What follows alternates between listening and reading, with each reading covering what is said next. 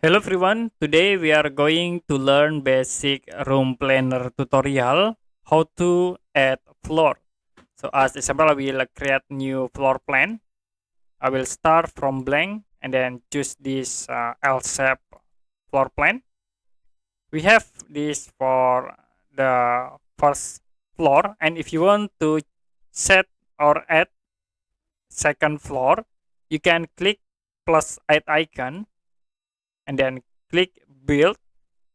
The next, click add room or level. So ini I will add level and with the name second floor for the default name, so you can click add level. Add level again, and it will be create the second floor. Okay, I will select this object door and you can delete, and then I will move this wall into here.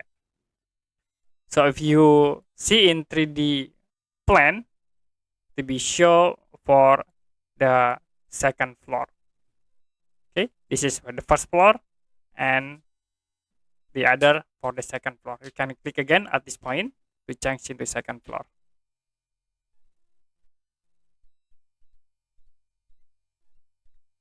Okay, that's it for basic room planner tutorial, how to add floor. If you have any question about tutorial, you can comment below this video.